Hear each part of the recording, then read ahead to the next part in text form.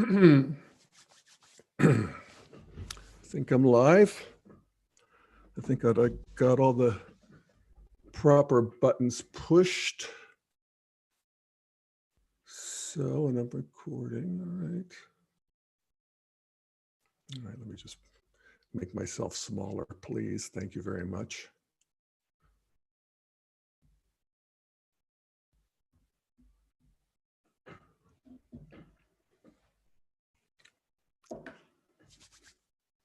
All right. Well, hey folks, Jeff Salzman here, and welcome to the Daily Evolver. It's Wednesday, May 25th, 2022. And I am coming to you live from this vale of tears, planet Earth, where we in America are waking up to another mass shooting, the second in 2 weeks. This time in a middle school in a small Texas town, 19 kids, aged 10 and 11 years old, a teacher, another adult. And, you know, some of them are, there's 3 or 4 people in critical condition, kids. And like, I'm sure you and all of us, I'm just sick about it and just outraged that this is happening. And you know, I hear the voices, in fact, in my own head, saying nothing's going to change. America has a hopeless, violent streak. You know, the political system is deadlocked. Nothing can happen. And yet, I have to say that this seems different to me somehow. It feels like there's something, a new pattern here, a new differentiation here, wants to be seen in a greater resolution. This is, you know, the movement of consciousness. We learn more, we see new patterns. And what we're seeing here with this 2 in a row here, and also, I might say, with the Boulder shooting that happened here in Boulder a year or so ago, where 10 people were killed. And I knew one of them very close to what's my partner's ex-wife and the mother of his children. And that hit close to home. And, you know, I'll talk about the pattern that's emerging here. But first of all, I have to say that one of the things that's happening for me, and I don't know whether it's because of my personal knowledge of the Boulder shooting, or a greater sensitivity in general, probably both. One creates the other. But I feel this need, and I appreciate the media for this, honestly, and social media too. This need to see these kids, actually need to see these people whose lives were ended. And I do want to actually just take a minute and do that. Just feels like the right thing to do. And so here they are, these little kids. This one on top, you know, I somehow relate to these kids. It feels like, you know, I know these are Hispanic and I grew up white, but it's this small time traditional thing. And I see this top one, Anne-Marie Jo Garza. She's 10 years old and she's with her dad. And her dad's like my dad. I had a young dad who was very proud of me and my sister. And it breaks my heart to see him with his daughter there, young dad. Ileana Cruz Torres, she's got her baseball bat. Jackie Cazares, she's got her little lace dress, looks like a First Communion or something in the Catholic Church in front of an altar. Annabelle Rodriguez, she's 10, she's holding up her music certificate and her honor roll certificate. Oh, good Lord. This kid kills me. Xavier Lopez is with his little, you know, haircut, and he's dressed up, and I you know, remember that myself, you know, how I dress up. And then the teacher here, Eva Morales, and I bet they probably called her Miss Eva or Ms. Eva. At any rate, that is, worth noting and stopping and noting. And it's really, what can you say? It's incredibly moving. So anyway, I'm thinking of these three shootings. There's 2 in 2 weeks, the one in Boulder, and the pattern that is, at least in common here and with others too, is that it's young men, 2 of them 18 years old, one of them was 20, with automatic military style rifles, A15s, yes, wearing full armor, armor-piercing bullets, this whole military regalia. And I will actually show the gun as well. So first of all, this is a list of the shootings, mass shootings. And I think looks like there's 10 or 12 of them. Sandy Hook, Aurora, Las Vegas, Sutherland, the synagogues, Boulder, Buffalo, Uvalde, this latest one, all with AR-15s. And here's the Smith & Wesson version. This is the M&P 15 Sport 2. And, it could be modified to shoot many bullets per second, and otherwise it shoots 45 bullets a minute. So there's Lauren Boebert, our right-wing congressman from Colorado, with her gun strapped to her thigh. I'll talk about her in a second. So did I share that? No, I meant to. I don't think I did. Well, let me do that. There's that gun. I just want to show it to you. Yeah, but mostly I described it, and that's just fine because most of you listen, don't watch. All right, well, let's see. Okay, so, so I'm a little discombobulated here because I've been watching the news, and I just have some things I wanted to share that I think are relevant. It's what I'm thinking, at least in this moment. And of course, I watch the morning news shows, especially on a morning like this. And Morning Joe is, hang on here.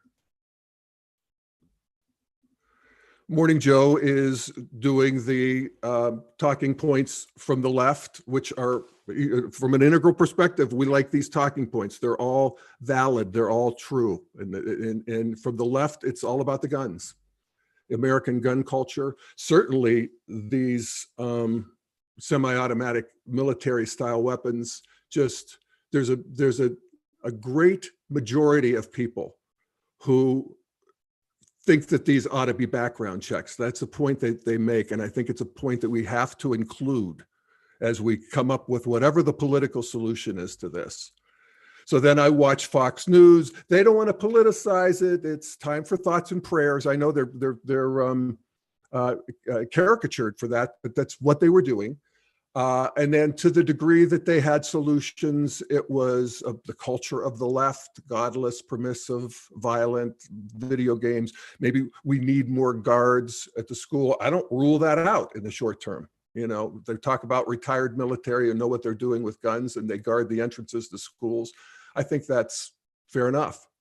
But this idea that there are guns available like this to young men who have somehow fallen through the cracks, that has to end. I do think that the culture will figure out a way to end that. And part of the problem is that we're in a polarized situation. I'm not sure we ever weren't. As I grow up, I think there was always, the culture was always at some kind of a war. But politically, we can see that there is, people have sorted, we've grown in our tribal identifications, and they are natural. These are developmental, if we think about the difference between just looking at guns.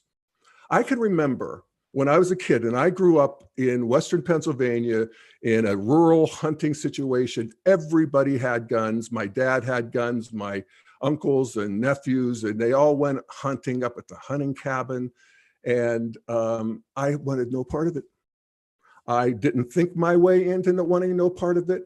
It just repulsed me. And it always has. I'm just a natural liberal on that one. I just came out that way.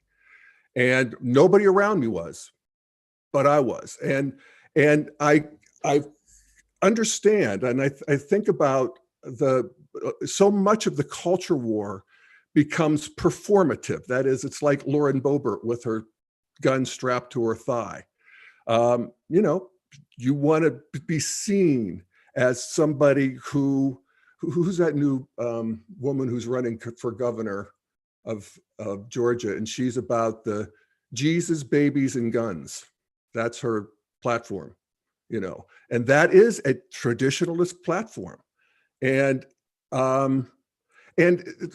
we liberals have to somehow sort out that it's going to be okay. It has to be. I mean, we can't be against guns in America just flatly.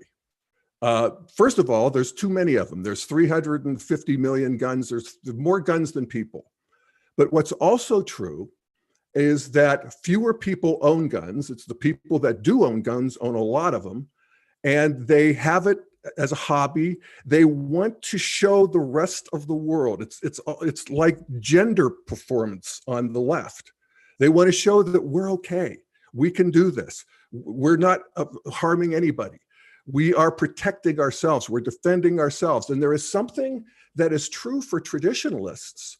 Just if you even think of the stages of development, traditionalism it's a stage where in its flourishing, it was run by the king, you know, it was run by theocracies.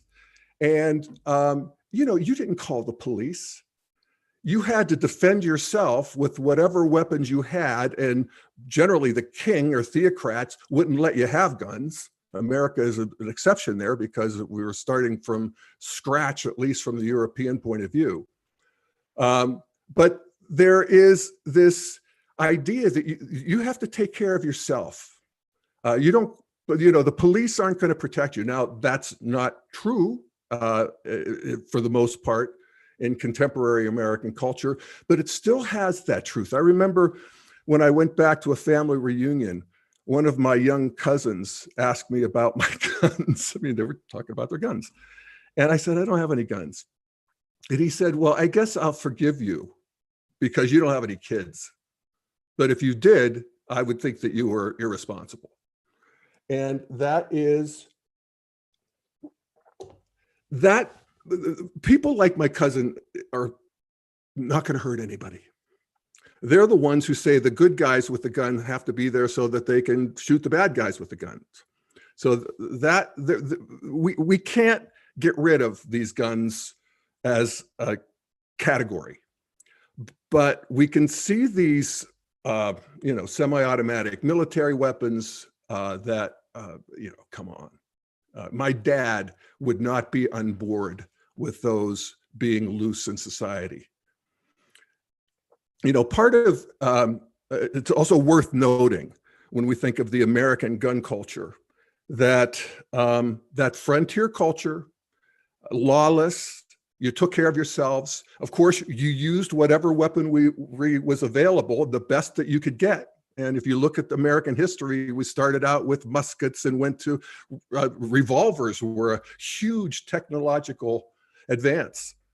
And everybody used them, including the Native Americans when they could get them. They got very good at using guns. And that is just part of the American fabric, as is the psychographic, if you think of the type of people who would leave their home and go across the ocean. I'm talking about the European settlers. What type of person would do that? It's probably the Enneagram 8s, the Enneagram 3s, the people who are the most adventurous, the people who have, you know, the misfits often. So that's part of our culture too. That's just part of the psychographic of this country. Also, we haven't lost a war since, I guess you could say, the Civil War, but everybody lost the Civil War, but, America persevered. But the world wars, we don't have that experience that particularly Western Europe, Japan has, where they're just completely ruined by a violence. And so we really haven't learned that lesson in that sort of deep, visceral way. And that is this country, but, it's not a hopelessly violent country, although, you have to sort of be careful how you think about it and how you talk about it. I noticed last night, I was looking at Twitter, and one of my favorite follows, person I follow, is Matthew Iglesias. He has proto-integral qualities. I mean, he has a lot of capacity. He comments on politics. He's very smart, very highly followed, very respected. And he put out a tweet last night that I read, and I thought, a little too soon, Matthew. And this morning, I noticed that he apologized for it, and it caused a big firestorm on Twitter that I slept through. But here's what he said. This was the one he wrote last night. He said, "For all its very real problems, one shouldn't lose sight of the fact that the contemporary United States of America is one of the best places to live in all of human history, and there's a reason tons of people of all kinds from all around the world clamor to move here." And that's true, actually. It's, there's a time and a place to say that, but what I try to do at, using integral theory and this idea of cultural evolution is, factor that in. And so, if I think about what's going to happen, what's the next move in the short term, medium term, I'm pretty sure I know what the long-term move is going to be, and that is our children and grandchildren are going to solve this. I don't know when and how, but I think the filibuster is definitely up for a reexamination again. Maybe there'll be a new constitutional conference on, the Second Amendment. I think or even, secession of Texas and California, where there's maybe the United States continues, but there's far more freedom for these cultures to, do it their way. You have guards at the school, and we'll have guns, controlled. I don't know. And I think short-term history is too surprising. After Obama and Trump, I've stopped making predictions. Both of them came out of nowhere. But at any rate, I will say that, a plain reading of the Second Amendment, it's always shocks me when I read it. And it says this: a well-regulated militia being necessary to the security of a free state, the right of the people to keep and bear arms shall not be infringed. And I don't know where the well-regulated militia went, but let's bring it on. I don't care so much about the militia, call it what you will, but let's regulate this. This is not, this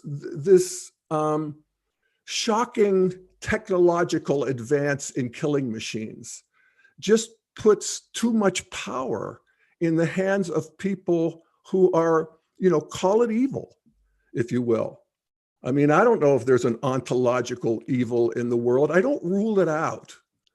But I think actually development and even just psychology explains it well enough. You don't have to go to the metaphysical. And that is that, if you read these tweets and manifestos and in the thinking of these people who do it, their moral development is arrested in that they don't see people as having moral consideration. They see people as objects that they have to, act on, and everybody's guilty and everybody's hurt them. And it's a very contracted stage of development in that line, that moral line. They can be technologically good. Obviously they are. They pull off these, these are, you get buy the guns, you have to do the armor, you pull it off. So in many ways they're developed. But one of the things that, one of the ways that we can measure moral development is this ever increasing circle of people that you include in your circle of moral consideration, people who are worthy of moral consideration. And that has relentlessly grown in our world in general, and in humanity in general, and it will continue. And, so this is where I have faith in the long term that our grandchildren will be as different from us as we were from our grandparents. And that's interesting. In fact, they'll be more different because emergence and evolution is accelerating. So that's like, we think about, when I was a kid, I don't remember any of the wonderful adults I was raised with. And I had wonderful parents and wonderful aunts and uncles, a big extended family, great aunts and uncles and grandparents. And they were loving and they were protective and they gave me, lessons and whatever. But I don't remember ever once any of them asking me how I felt about something, or what my opinion was, or help me explore my interior. I think they'll think they were exploring their own interiors. And so that's what our generation, my generation, and the adjacent ones have done in its moral development. We've effectively, these shootings being the exceptions that prove the rule, we've moderated behavior. When I grew up, there were people who abused their families, their kids, their animals. People drove drunk. Any gender divergent kid was either tormented or, at a minimum was seen as an oddball, or they spent an inordinate amount of time trying to hide it and fit in. And that I know that personally because that was me. I was a little gay kid in the Steel Valley in the 60s. And I spent a lot of time hiding it. I just figured, it didn't feel like oppression as much as this is reality. I grew into realizing the oppressive nature of it, and I celebrate an intelligent loosening of sex roles and gender and all of that within reason. I want to include the part we want to conserve as well. There's progressives and they're conservatives. They're both doing a job here as we move forward.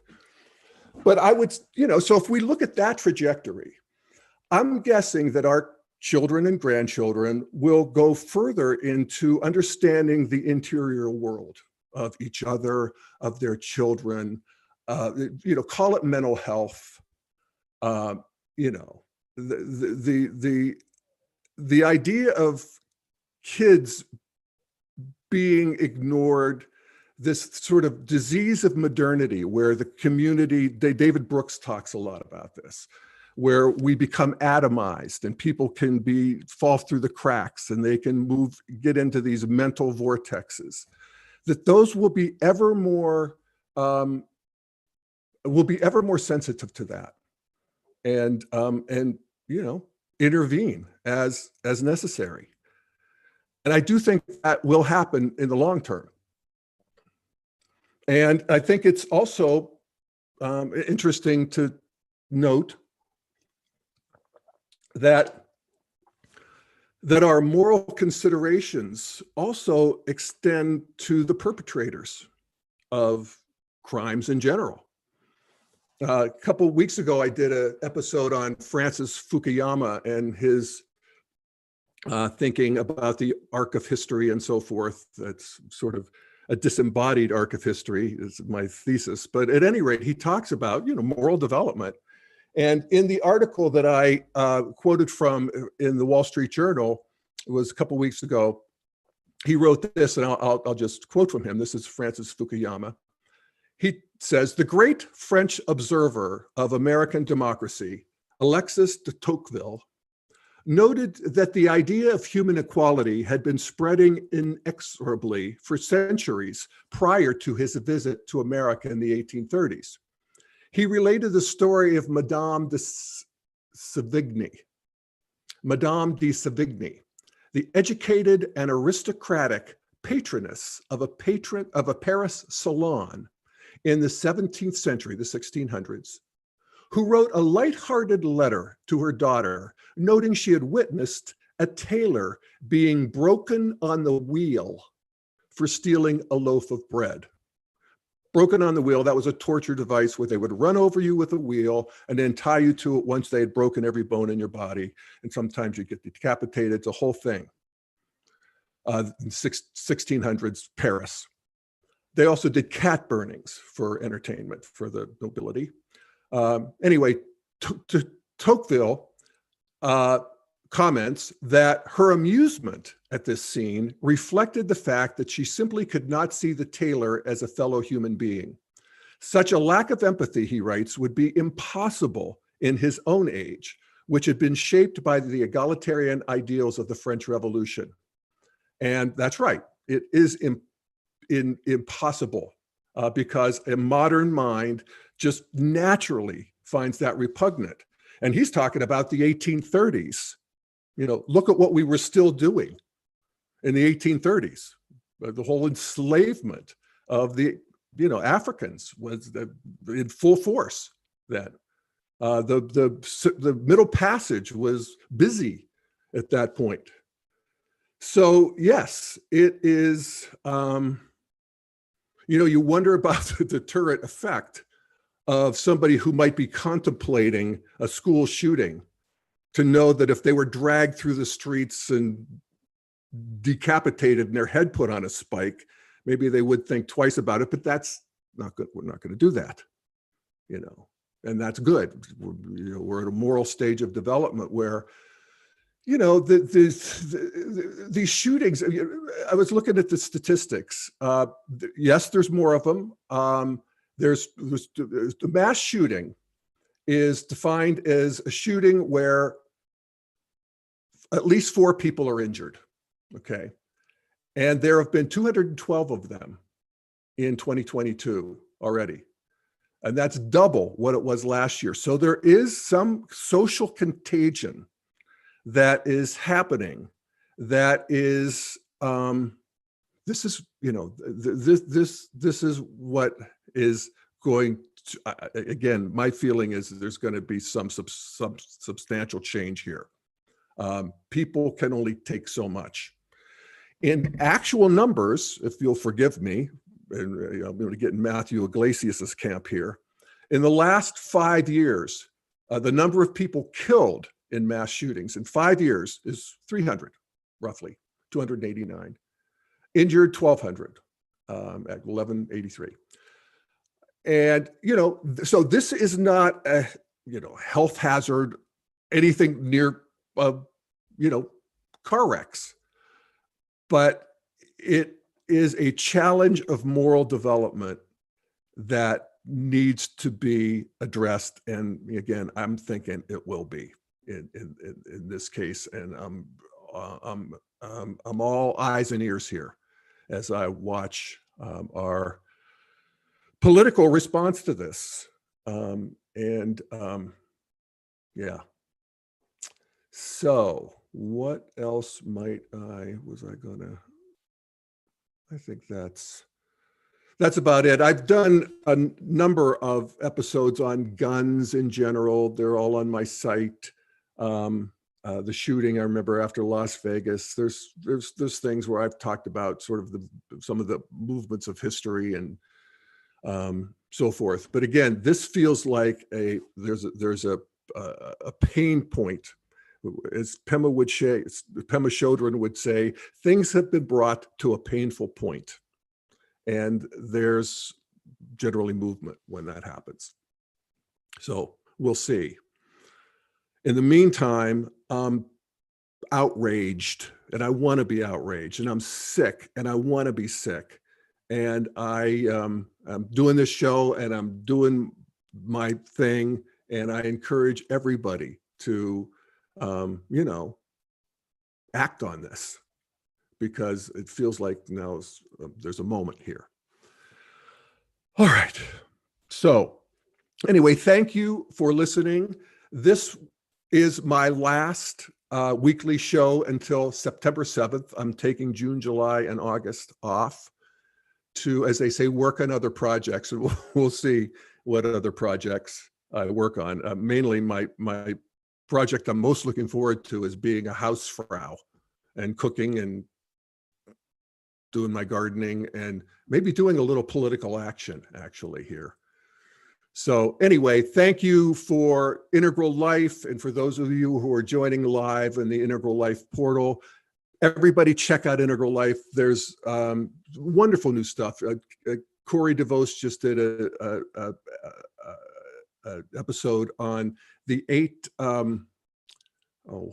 it's integral theory applied to racism with, I'm forgetting, it's the 4 quadrants, interior and exterior. I'm forgetting that. But at any rate, it's really good, really helpful. Integral helps so much. The idea is that we want to include the wisdom of these warring worldviews into a integrated worldview, which leaves basically the contraction of thinking you're the only right one behind and, moving forward. So I would also thank the Institute for Cultural Evolution. Check out their magazine, The Developmentalist. Check them out. Thank you for those of you who are on the Developmental Politics Facebook page live. I appreciate you. I feel you. And I'll feel you all again next September 7th in 3 months. And I might pop up between now and then, but we'll just have to see. All right. Okay. Well, thank you, folks, and love and blessings to all.